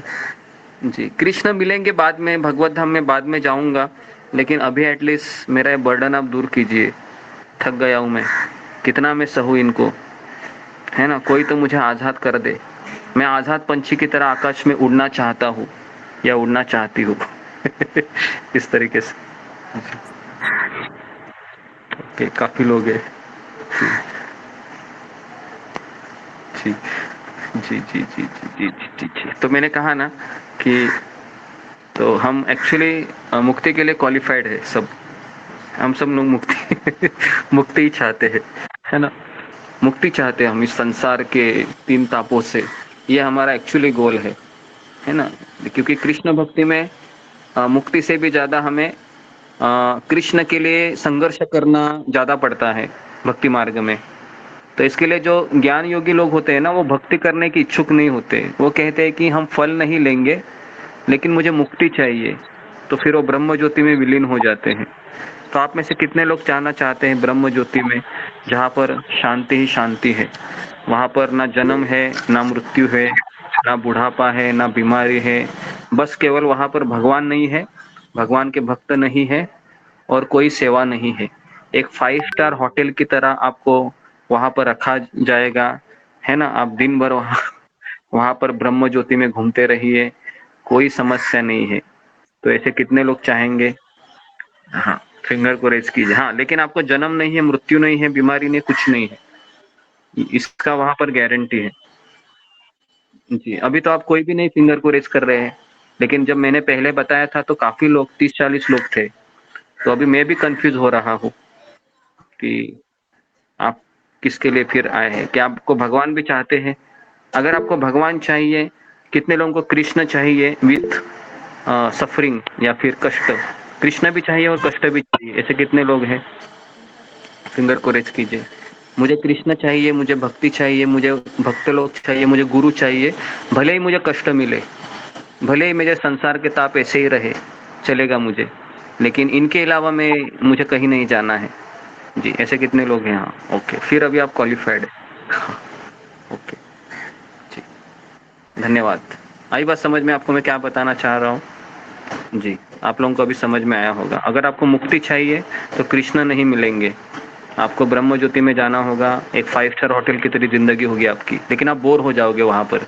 अगर मैं आपको कहूँ कि मैं आपको कम से कम 1 साल एक 5 स्टार होटल में रहने के लिए दे रहा हूँ, वहां पर आपको खाना पीना सब फ्री में मिलेगा, केवल बटन दबाने के बाद ही कोई नौकर आएगा, जो चाहे आपको मिलेगा, लेकिन क्या आप वहां पर ज्यादा समय रह पाओगे? बताइए, कोई रह पाएगा? ज्यादा समय आप रह नहीं पाओगे, है ना। 5 स्टार ऑर्डर भी है, एसी है, सब कुछ है, गाड़ी बंगला सब कुछ मिलेगा आपको, लेकिन हमारा जो हृदय है ना, हमारा आत्मा, उससे तृप्त नहीं होता है। आत्मा तो परमात्मा से जुड़ने से तृप्त होता है ना। तो इसके लिए हमें भक्ति मार्ग ही केवल संतुष्टि प्रदान कर सकता है। तो ये इस बात को हमको कन्विक्शन होना चाहिए। और अगर मैं आपको कहूँ, वृंदावन में जब कृष्ण यशोदा माता के साथ रहते थे, तो क्या यशोदा माता हमेशा ब्लिसफुल रहती थी या कभी कभी उसको टेंशन भी आता था? टेंशन आता था कि नहीं? यशोदा माता टेंशन आता था उसको, कहीं मेरे कृष्ण को कोई असुर आ गई, पुतना आ गई, कृष्ण को ले गई, है ना, अभी मैं क्या करूं। कितना एक बार कालिया ने कृष्ण को जकड़ लिया था, बराबर है। तो उस समय देखो यशोदा माता तो बेहोश हो गई। तो आप बोलोगे कि कृष्ण भक्ति में भी यही चीज है, यहाँ पर भी टेंशन है, लेकिन यहाँ का टेंशन अलग है। अभी हम टेंशन ले रहे हैं संसार की चीजों के लिए, और वहां पर हम टेंशन क्यों लेंगे? कृष्ण की सेवा के लिए। आई बात समझ में? यही फर्क है। टेंशन तो हमको दोनों जगह लेना है, ऐसे नहीं कि बिना टेंशन की जिंदगी जिएगी हम। टेंशन कहीं ना कहीं तो लेना है, तो क्यों ना हम कृष्ण के लिए टेंशन ले। इसको कहते भक्ति। भक्ति का अर्थ ही है कृष्ण के लिए टेंशन लो, ठीक है। तो यहाँ पर जी, तो हम थोड़ा सा अलग चैप्टर में प्रवेश किए। कितने लोगों को ये समझ में आ गई बात? फिंगर को रेज कीजिए, जो मैंने अभी 5 मिनट पहले कही। मुक्ति, भक्ति इसमें क्या एक्चुअल डिफरेंस है। जी ओके, धन्यवाद। समझ में आ गया आपको? इस चीज को आप कभी मत भूलिए। मुक्ति क्या है और भक्ति क्या है, ये दोनों अलग है। ठीक है, मुक्ति मतलब एक तरीके से मुझे कृष्ण नहीं चाहिए लेकिन मुझे दुख नहीं चाहिए, तो उसके लिए निष्काम कर्म योग है जो अभी हम पढ़ रहे हैं। निष्काम कर्म योग उन्हीं लोगों के लिए है। लेकिन भक्ति में भी हम निष्काम कर्म योग अप्लाई कर सकते हैं। कैसे कर सकते हैं कि मैं कृष्ण की सेवा करूं लेकिन फल नहीं लूंगा, इसको कहते हैं, है ना, निष्काम कर्म योग। कृष्ण की भक्ति में फल नहीं लूंगा मैं। ठीक है जी। तो लेकिन यहाँ पर एक बाधा है, कृष्ण कह रहे अर्जुन को। कौन सी बाधा है? कि अगर आप कर्मयोग फॉलो करोगे तो वहां पर काम, ये सबसे बड़ा बाधा है। काम, फिर काम मतलब भौतिक इच्छाएं या फिर मेरा किसी के प्रति लगाव है, हो गया है, इसके लिए मैं भक्ति नहीं कर पा रहा हूँ। कितने लोगों का ये प्रश्न होता है कि मैं भक्ति तो करना चाहती हूँ, मैं भक्ति तो करना चाहता हूँ, लेकिन इतना लगाव है मुझे इस संसार के प्रति, इस रिश्तों के प्रति, इस वस्तु के प्रति कि मैं भक्ति नहीं कर सकता या मैं भक्ति नहीं कर सकती। कितने लोगों का ये सवाल होता है कि मैं कृष्ण भक्ति में तो जाना चाहती हूँ, लेकिन मेरा इनके प्रति भी लगाव बहुत ज्यादा ही है, तो इसके लिए मैं कृष्ण को जस्टिस नहीं दे पाता, कृष्ण को समय नहीं दे पाती। जी, ये तो ऐसे कितने लोग हैं। हाँ, प्रामाणिकता से फिंगर को रेस कीजिए। बहुत लोग होंगे, मुझे लगता है कि पूरा के 50 के 100 लोगों ने फिंगर रेस करना चाहिए, क्योंकि ये हमारा सबका प्रॉब्लम है। आप अपने आप को मत छुपाइए, है ना, नहीं तो फिर आप हमेशा अपने आप को धोखा देते रहेंगे। जो भी है यहाँ पर क्या है, मैं क्या आपका कॉलर नहीं पकड़ने वाला हूँ, समझ में आया ना कि आप ऐसा किसा सोच रहे हो। आप अपने आप को यहाँ पर प्रेजेंट कर रहे हो कि हाँ मैं ऐसा हूँ करके। और आप, सबसे अच्छी बात है कि यहाँ पर सब लोग एक दूसरे से जानते नहीं है ना, ज्यादा सब लोग हैं दुनिया, भारत के अलग अलग कोने में रहते हैं, तो इसके लिए आपको चिंता करने की भी जरूरत नहीं है। बराबर है जी। ओके, तो कम से कम कितने लोग हैं? 45 लोग हैं। हम सब लोग चाहते हैं, मैं स्वयं चाहता हूँ सब कुछ छोड़कर भगवान की भक्ति करता रहूं। बस सुबह उठ के माला करेंगे, किताब पढ़ेंगे, 2-3 टाइम खाना आएगा, खाएंगे, रात को सो जाएंगे, सुबह वापस जपा करेंगे। लेकिन कुछ कुछ चीजों के प्रति हमारा लगाव होता है, आसक्तियां होती है, छोड़ने में कठिन होता है। क्या करूं, क्या करूं, क्या करूं, क्या करूं, कई मन में सवाल आते हैं ना जी। जी, तो इसके लिए ये काम है, वो सबसे बड़ा हमारा शत्रु है। काम मतलब ऐसी इच्छा जो मुझे कृष्ण से दूर ले जाए। तो ये हमारा प्रॉब्लम है, ये सबका प्रॉब्लम है, मेरा, आपका, सबका। कृष्ण, देखो कृष्ण गोलोक वृंदावन अपनी बाहें फैलाए हमारे राह देख रहे हैं, है ना। आपको पता है कोई व्यक्ति है भगवान के धाम में जाता है ना, भगवान के धाम में, तो कृष्ण वहां पर खड़े होते हैं, राधा रानी वहां पर रहती हैं, कृष्ण के मित्र रहते हैं, सभी लोग रहते हैं, और बहुत धूमधाम के वहां पर कीर्तन होता है। और आप जब वहां पर जाओगे तो कृष्ण आपको गले लगाकर बहुत रोएंगे और कहेंगे कि इतने जन्मों से तुम कहाँ पर था, कब से मैं तुम्हारी राह देख रहा था, कब से मैं तुम्हारी राह देख रही थी, इतने जन्मों के पश्चात तुम यहाँ पर आया। तो एक बार मेरे आध्यात्मिक गुरु राधानाथ स्वामी महाराज कह रहे थे, किसी का माइक चालू है, मनीषा चौधरी, तो इस तरीके से राधानाथ स्वामी महाराज कह रहे थे कि जितना हमारी इच्छा नहीं है ना कृष्ण के पास जाने की, उससे कई ज्यादा इच्छा कृष्ण की है हमें लेने की। तो हमें कभी ये नहीं समझना चाहिए कि मैं इस संसार में थक गया हूँ, बहुत दुख है मेरे जिंदगी में, क्या भगवान को दया नहीं आती है क्या मेरी? नहीं, कृष्ण भी देख रहे हैं, सोच रहे कि क्या करे ये, कब सुधरेगा। लेकिन हमारा प्रॉब्लम क्या है, आज हम रोएंगे, कल वापस हम उन्हीं चीजों में लग जाएंगे। तो कृष्ण को लगता है कि ये अभी तक इसका शुद्धिकरण नहीं हुआ है और इसको तपाना चाहिए अपने आप को। और फिर वह, है ना, समय के प्रभाव से फिर एक दिन उसका डिटर्मिनेशन होता है, बस करो अभी, बस हो गया अभी कृष्ण आर्या पार की लड़ाई, बस आप ही मुझे चाहिए, जो होगा वो देखा जाएगा। फिर इस तरह से फिर वो कृष्ण को ही अपने स्वीकार करता है। और फिर जीवन में परेशानियां तो आएगी ही, क्योंकि आपको अभी डायमंड मिलने वाला है ना, कृष्ण डायमंड है ये। अगर डायमंड चाहिए तो यू हैव टू पे द प्राइस, आपको फिर मूल्य चुकाना होगा, है ना। हम सबको ही कृष्ण चाहिए, हमको पे करना होगा। और अगर कोई साधारण चीज चाहिए, स्वर्गलोक या फिर कोई गंधर्व लोक या कोई देवताओं का लोक, तो फिर इतना मेहनत नहीं करना होगा। ओके, तो बस यही चीज है। अगर काम है ये सबसे बड़ा शत्रु है, तो कृष्ण अर्जुन को तीसरे अध्याय में यही कहते हैं कि देखो भाई, काम से दूर रहना है तो क्या करो फिर, तो कृष्ण कहते हैं फिर ज्ञान योग का आश्रय ले लो। तो फिर अगला चैप्टर फिर कृष्ण चौथे अध्याय से शुरू करते हैं, ज्ञान योग, है ना। तो ये अगर हम कल लेंगे, या आपको लगता है कि जो आज चीजें बताई वो वापस रिपीट होनी चाहिए, या फिर कल मैं चौथा चैप्टर शुरू करूँ थोड़ा सा समरी के टाइप में, चौथा पांचवा छठा तीनों चैप्टर में कवर कर देता हूँ फिर। जी, कितने लोग चाहते हैं कि कल मैं चौथा पांचवा छठा चैप्टर लूँ? फिंगर को रेज कीजिए।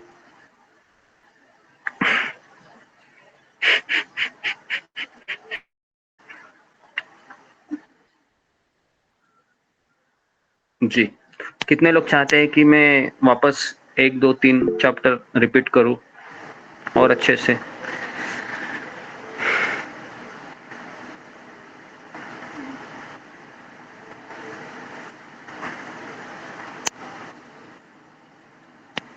जी, दोनों इसमें मुझे 50-50 लग रहा है। जी, क्या करूं, मैं भी कंफ्यूज हो गया अभी अर्जुन की तरह। आगे बढ़ूं या वापस तीनों अध्याय को ले लूं, है ना। ठीक है, तो मैं वापस तीसरे अध्याय को ही थोड़ा सा और जस्टिस देता हूँ। तीसरे अध्याय में अर्जुन और एक चीज कहता है जो मैंने अभी तक नहीं बताई, कि अर्जुन कहता है कृष्ण को कि कृष्ण, मेरा हृदय तो शुद्ध हुआ है, तो मुझे निष्काम कर्मयोग में क्यों फॉलो करूं? बीच में ही कहता है वो। तो उसके उत्तर में कृष्ण अर्जुन को कहते हैं कि भले ही तुम्हारा हृदय शुद्ध हुआ है, फिर भी तुम करो। तो ये हम कल देखते हैं थोड़ा बहुत, और कल थोड़ा सा हम चौथा चैप्टर फिर कवर कर देते हैं थोड़ा सा, क्योंकि मैंने तीसरा चैप्टर मैंने काफी उसको मैंने इलेबरेट किया है पिछले 2 दिन से। तो अगर आपको नहीं समझ में आ रहा है तो आप, रिकॉर्डिंग मैंने 2 दिन की दी है, कल भी मैंने यही सेशन लिया था और आज भी मैंने यही सेशन लिया है। तो आप दोनों सेशन की रिकॉर्डिंग बहुत अच्छे से समझिए, सुनिए, है ना। फिर शायद आपको और अच्छे से समझ में, जितना आप ये 2 क्लास सुनेंगे बार बार, तो हमारा जीवन बहुत सुंदर हो जाएगा। क्योंकि हम परेशानी इसलिए है क्योंकि हम अपेक्षाओं की जिंदगी जी रहे हैं, और कृष्ण हमें कह रहे हैं कि अपेक्षा को छोड़ दो, कर्मफल को छोड़ दो। लेकिन कर्मफल को छोड़ना आसान नहीं है, इसके लिए आपको सुबह 4 बजे आके जपा करना होगा। जितने भी भक्त आए हैं हम उनको इनवाइट करते हैं, सुबह आप 4 बजे हमारे साथ जपा कीजिए, लॉगिन करके। हम सब लोग एक साथ जपा करते हैं 4 बजे उठकर, है ना। और वहाँ पर आपको शक्ति मिलेगी। और मेरा दावा है 15 दिन भी 4 बजे उठकर जपा करोगे हमारे साथ, तो आप में आपको इम्प्रूवमेंट मिलेगा। आपका जीवन है वह साधारण नहीं रहेगा, आपको लगेगा कुछ मेरे में चेंजेस हुए हैं। तो इसके लिए मेरा आप लोगों से इनविटेशन है कि आप सुबह 4 बजे भी थोड़ा आइए, कम से कम आधा घंटा, 40 मिनट, 50 मिनट, 1 घंटा आप स्पेंड कीजिए, जरा मंत्र जप कीजिए हमारे साथ, तो फिर आपको ये गीता और अच्छे से समझ में आएगी। ठीक है, तो यहाँ पर मैं रुकता हूँ, थोड़ा सा ज़्यादा हो गया। कितने लोगों को समझ में आया आज का चैप्टर जो मैंने कहा? सारी चीज़ें कम से कम आधा घंटा, पौन घंटा हम एक साथ मैं बता रहा था, बोल रहा था। कोई ऐसी चीज़ तो मैं बता ही नहीं कि हवा में हो। जो चीज़ें हैं मैंने उसको एग्जाम्पल के साथ बताने का प्रयास किया मैंने, जितना हो सके। जी, ओके, ठीक है जी। तो मैं आशा करता हूँ कि जितने भी नए भक्त आए हैं उनको भी समझ में आया होगा, और आप वापस दोबारा कल वापस आ जाइए, है ना। एक दिन में कोई गीता सीखता नहीं है, कम से कम आपको 1 महीना अपने आप को देना होगा, है ना। जी जी, सुमिता सिन्हा कुछ बोलना है? जी। हरे कृष्णा गुरुजी, धन्यवाद प्रणाम। सभी भक्तों को धन्यवाद प्रणाम। ये क्वेश्चन था गुरुजी, जैसे कि ये अगर हम प्रैक्टिकल देखें तो पूरे जीवन भर, जैसे 80 साल का किसी का जीवन लेते हैं तो उसमें तो बहुत कुछ मिश्रित रहता है। मतलब कि सकाम कर्म भी 100% नहीं होता, निष्काम भी अगर देखा जाए तो 100% नहीं होता, या शुद्ध भक्ति भी 100% नहीं होता। वो इतना मिश्रित होता है कि ये 30, 40, 60 इस तरीके से होता है, और उसी बीच में ना कुछ पाप वाप भी हो जाते हैं अगर प्रैक्टिकल देखें तो जैसे आपने बताया था एक बार कि अगर किसी से पाप होता है या पुण्य होता है तो उसका जो है हिसाब किताब, मतलब ये नहीं होता कि 3 - 1 = 2 होता है। उसके लिए अगर कोई पाप करता है तो उसके लिए नरक जाना होगा, और कोई पुण्य करता है तो उसके लिए स्वर्ग या जो भी चीज रहता है गुरुजी। तो मेरा क्वेश्चन ये है कि अगर किसी का मिश्रित है, जैसे कि पूरे जीवन काल में अगर देखा जाए तो अगर बहुत मिश्रित रहता है तो उसके लिए भगवान कैसे गति देते हैं? मतलब गति किस तरीके से निर्धारित होता है? ब्रह्म ज्योति होता है, क्योंकि अगर निष्काम में अगर 100% किए तभी तो ब्रह्म ज्योति मिलेगा। अगर 100% नहीं किए, 20% किए, 30% किए, तो ब्रह्म ज्योति भी कैसे मिलेगा? तो क्या मिलेगा इस गुरुजी उसमें? हरे कृष्ण गुरुजी। निष्काम कर्मयोगी के लिए जब तक वो निष्काम कर्मयोगी पूरी तरीके से बनेगा नहीं तो सकाम कर्मयोग में रहेगा। जैसे मान लो तुमने किसी का 60% सकाम कर्मयोग, 40% निष्काम, ऐसे, तो फिर ऐसे व्यक्ति में उसने शरीर छोड़ दिया तो वो स्वर्गलोक में ही लैंड अप करेगा, वो है ना। स्वर्गलोक से वापस आएगा, वापस अपनी साधना को, जो उसका 30% बचा है वो उसको वापस नीचे आकर कंप्लीट करेगा, और जब तक ये वो क्वालिफाइड नहीं होता है तब तक वो ब्रह्म ज्योति में नहीं जाएगा। और शायद ऐसा भी हो सकता है वो क्वालिफाई करते करते उसको भक्त मिले कोई पृथ्वी लोक पर, और फिर वो निष्काम कर्मयोग को छोड़कर भक्ति मार्ग में लग जाए। कुछ भी हो सकता है ना, कि लाइफ ऐसा है कि कोई व्यक्ति हमें कब टकराए पता नहीं चलता है ना। कौन व्यक्ति कब टकराए, कब मैं अपने साइकोलॉजी को चेंज करूं और उसको फॉलो करूं, कुछ पता नहीं है। तो भले ही कोई व्यक्ति निष्काम कर्मयोगी का अभ्यास भी कर रहा है, लेकिन अगर वो पूरी तरीके से शुद्ध नहीं हुआ है तो फिर वह स्वर्गलोक में ही लैंड अप करेगा, वो जाएगा ही नहीं उधर ब्रह्म ज्योति में। ठीक है, एक क्वेश्चन था गुरुजी, अगर वो पाप करता है तो क्या वो नरक भी जाता है क्या? नहीं, वो पाप कैसे करेगा वो, क्योंकि वो निष्काम कर्मयोगी व्यक्ति पाप कर ही नहीं सकता है। क्योंकि ये तो जब हम योग में एंट्री करते हैं ना तो पाप नहीं होता है उससे, क्योंकि उसको सब पता होता है, शास्त्र का ज्ञान होता है। वो नॉनवेज भी नहीं खाता है, चाय भी नहीं पीता है, और जुआ भी नहीं खेलता है, अवैध संग भी नहीं करता है। तो इसके लिए फिर वह व्यक्ति पाप कर ही नहीं सकता, जो सकाम कर्म योगी हो या निष्काम कर्म योगी हो, क्योंकि उसको शास्त्र का आधार होता है ना। तो फिर वो पाप वही व्यक्ति करता है जो शास्त्र का आधार पे नहीं जीता है, तो इसके लिए वो पाप नहीं करेगा। ठीक है जी गुरुजी, धन्यवाद जी। नेक्स्ट क्वेश्चन, सात्विक वर्मा। हरे कृष्णा गुरुजी, धन्यवाद प्रणाम। गुरुजी, मेरा एक क्वेश्चन था कि अगर भगवान के लिए कष्ट हम सहते हैं तो क्या उसमें आनंद की अनुभूति होती है? अगर हम उनके लिए सहते तो क्या वो कष्ट में भी आनंद आएगा? हाँ, ये अच्छा सवाल पूछा है। अगर हम भगवान के लिए कष्ट सहन करते हैं तभी आनंद आएगा जब हम अंदर से और बाहर से प्रामाणिक हो। अगर हम अंदर से बाहर से प्रामाणिक नहीं है तो आनंद नहीं आएगा, फिर हमको बोझ लगेगा वो। ठीक है,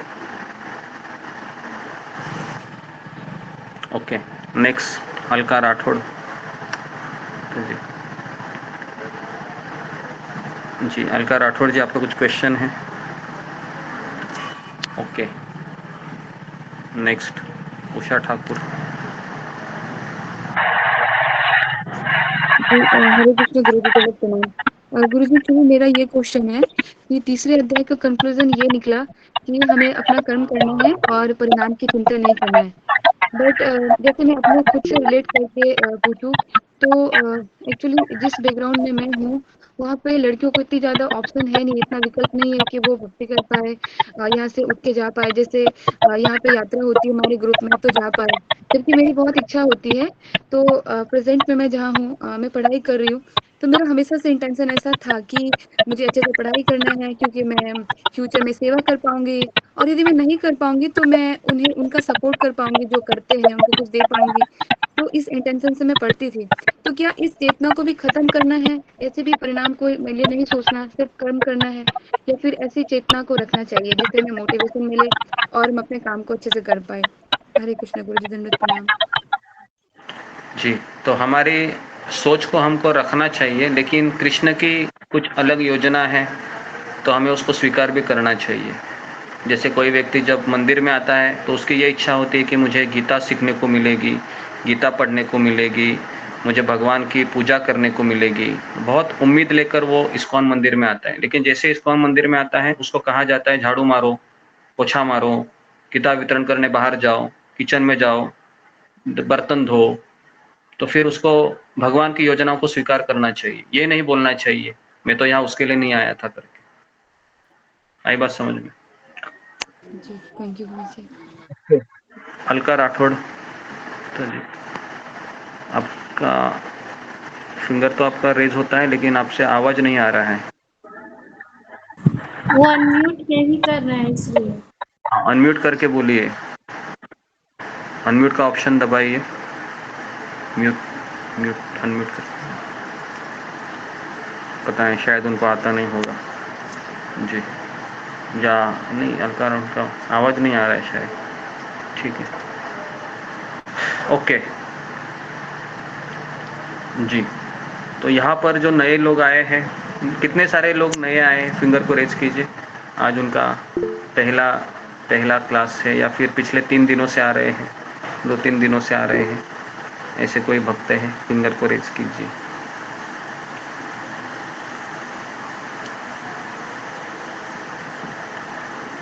जी 3 3 6 7 ओके।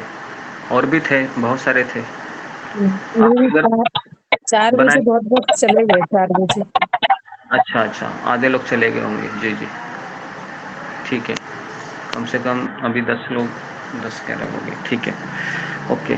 तो आप सब लोग हैं रेगुलर आ रहे हैं, तो आपको समझ में आ रहा है? किसी को पूछ लेता हूँ मैं। शीला बैरागी, आपको कुछ समझ में आ रहा है? अरे प्रभु जी। आ रहा है समझ में? ठीक है। नेक्स्ट वर्षा बेहरा, आपको समझ में आ रहा है?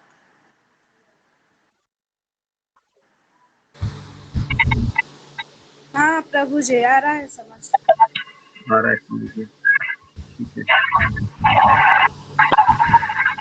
गणेश कुमार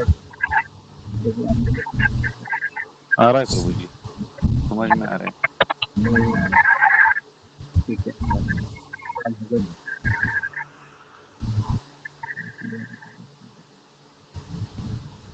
तो आपको सबको समझ में आ रहा होगा।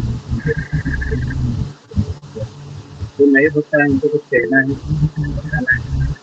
पूछना है, ऐसे आपको सब समझ में आया? ओके जी। अशोक चावला प्रभु, आपको जी गुरुजी मेरा विचार था, अपना मेरा पर्सनल विचार है कि जो भक्त नए आए हैं वो अपना अपना आध्यात्मिक ग्रुप पे कमेंट दे, उन्हें सत्र कैसा लग रहा है, उन्हें और क्या चाहिए, इससे हमें प्रोत्साहन मिलेगा। ठीक, क्या चाहिए जी? अगर किसी को कुछ चाहिए या तो आप बता सकते हैं। तो जो सत्र उन्हें कैसा लग रहा है, समझ में आ रहा है नहीं आ रहा, अपना कमेंट दे दें, कम से कम हमें पता लगे ना, तो उसमें हम इम्प्रूवमेंट करें। जी ओके, कोई कुछ कहना चाहता है? नहीं, ठीक है। मनोरमा तिवारी, आपको कुछ कहना है? हरे कृष्ण गुरुजी। गुरुजी मुझे शुद्ध भक्त के लक्षण जानने थे। हाँ, शुद्ध भक्त के लक्षण जी बताएंगे, वो बहुत बड़ा क्वेश्चन है आपका, तो उसमें हमें कल क्लास ले। चर्चा हुई लेकिन इस पर नहीं हुई, और आज भी चर्चा हुई, सकाम करी, निष्काम करी, सब हुआ, लेकिन शुद्ध भक्त के लक्षण नहीं बताए गए। हाँ, लेकिन पहले यही बात आपको समझ में आई क्या? क्योंकि सकाम कर्मयोग, निष्काम कर्मयोग ये भी समझना उतना ही जरूरी है। फिर मैं शुद्ध भक्त के लक्षण बताता, है ना? हाँ शुद्ध भक्त, हाँ, शुद्ध भक्त के लक्षण बताऊंगा। क्या ऐसा करें कि बने, जैसे बातें सुनते हैं, अच्छे से सवाल तो नहीं कर पाते हैं। आप जो बताते हैं समझ में सब आता है, लेकिन हम वो टॉपिक पे अपना विचार व्यक्त नहीं कर पाते हैं, तो थोड़ा सा हो जाता है, बोलने की भी आदत नहीं है, तो अच्छा लगता है। करते हैं तो भी समझ में सब आता है, लेकिन उस टॉपिक को जैसे सब फटाफट बोले तो कंप्लीशन नहीं हो सकता है। जी वो समय लगेगा, है ना। आपको समय लगेगा। आपको क्लास में अभी आए हैं आप, थोड़ा सा 1-2 महीना स्पेंड कीजिए, फिर आप भी अच्छे से समझ पाएंगे, बोलेंगे, चीज़ों को समझेंगे, अपने शब्दों को भी रख सकते हैं।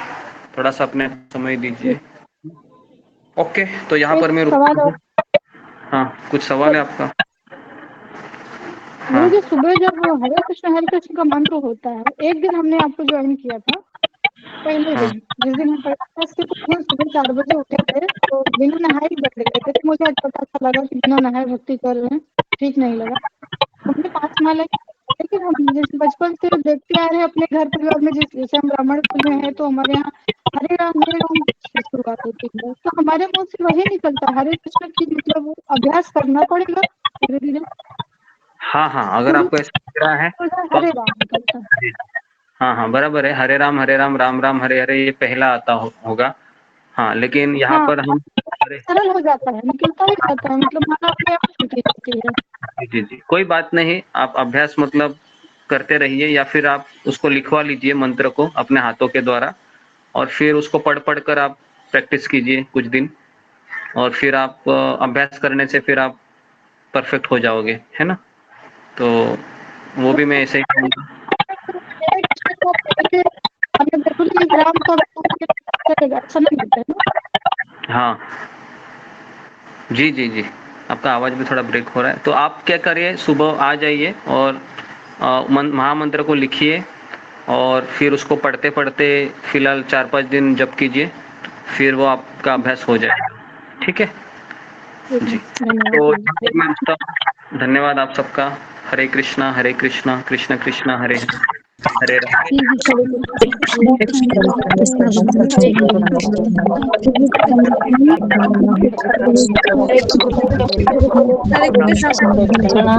धन्यवाद।